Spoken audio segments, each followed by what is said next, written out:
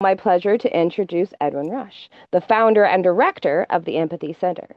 Edwin is also the developer of and long-term evangelist of the Empathy Circle practice and movement. Today, Empathy will be talking about why it is beneficial to think in terms of building an empathy movement. Over to you, Edwin. Hey, thank you, Kara. And you're in a lovely background there. You're at the Eco Village in Oregon, right? Eugene, Oregon. Yes, Lost Valley Eco Village. Yeah, great that you're looks wonderful that background. So yeah, well, thank you again. And so I want to welcome you to this first of an ongoing series of empathy summits on how to build the empathy movement. These summits are going to be held every 4 months going forward now. So we'll have one in January and April, July, and October. And we want to support the building of this empathy movement. We're really making this a focus of our center.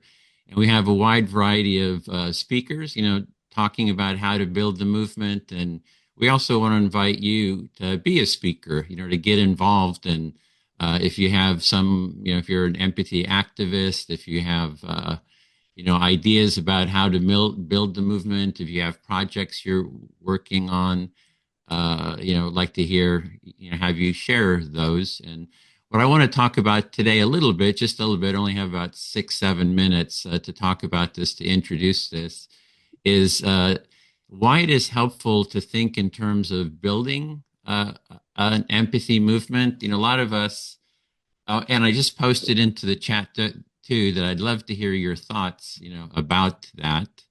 And you can just go on into that Google Doc and add your thoughts about why it's beneficial to think in terms of an empathy movement versus just, oh, I'm promoting empathy, and you just think in terms of it. It's sort of an individualistic initiative.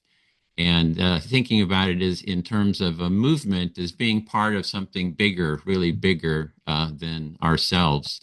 And I personally feel quite energized, about when I think about building an empathy movement. We have our Empathy Center board that meets every week, and we have different project teams that meet.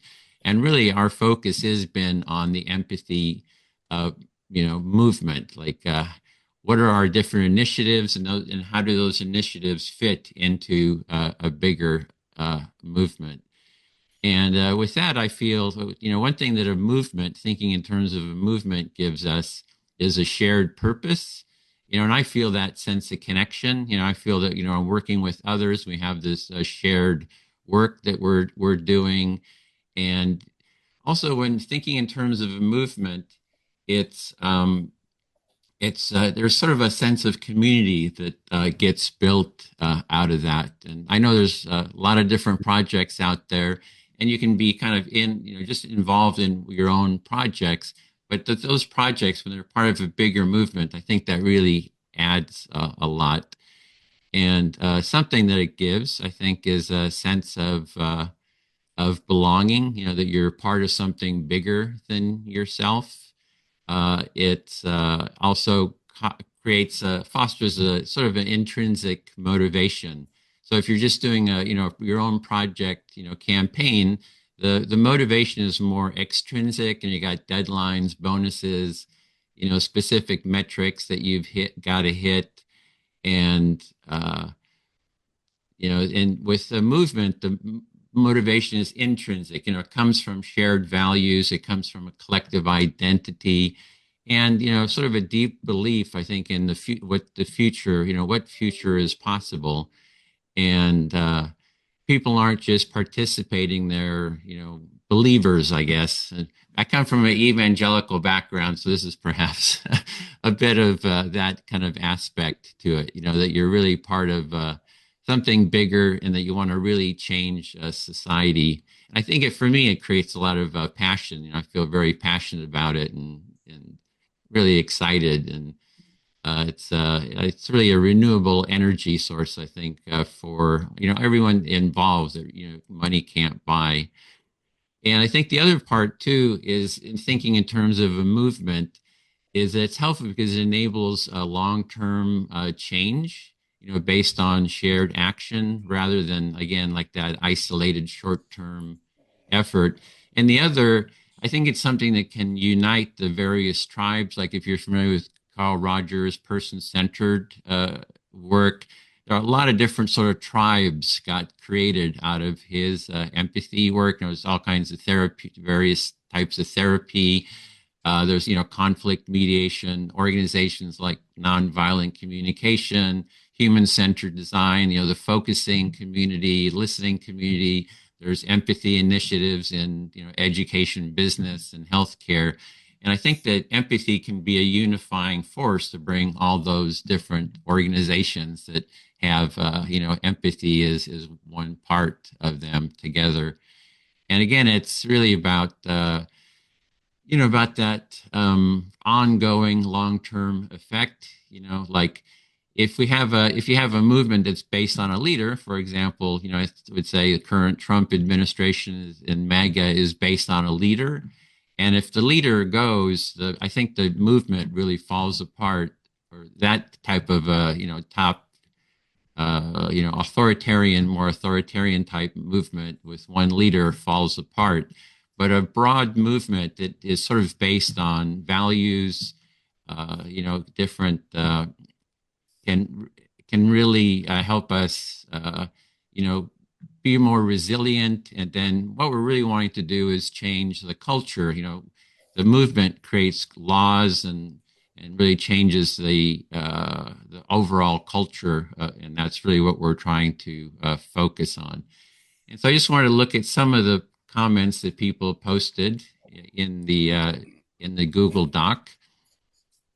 Bill says that thinking in terms of a movement provides a framework to work together. So I think that does, yeah, I really agree with that. That uh, thinking of, hey, I'm part of this empathy movement to transform society, to make mutual empathy a core cultural value, that creates a common vision to work together effectively with.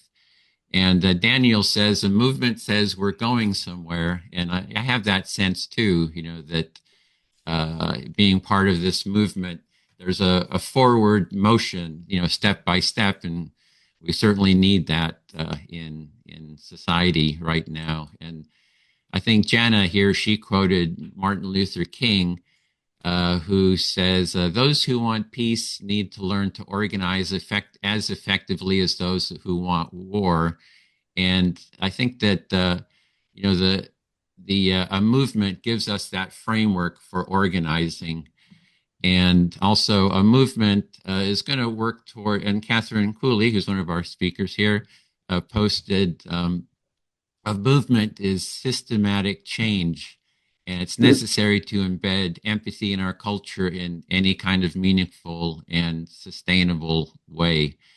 And somebody's writing right now, they're saying a movement is dynamic, something that can spread organically. Yeah, I really, really like that. That once we create this momentum, we've got to build momentum for it. And that's really what we want to do in these summits. And again, I invite you to become a speaker and in one of the future summits that are coming up. And that's my time, so I'm going to pass it on to Kara again. Thank you. I got so many golden nuggets out of that. Thank you so much, Edwin. Okay, so reminder to everybody, Empathy Summits will be every 4 months. That was excellent. Thanks for starting that way. I love passion as a renewable energy source. I will be using that. Thank you. And the individual initiatives as part of a shared movement that allows us to be bigger than ourselves. Ooh, so good.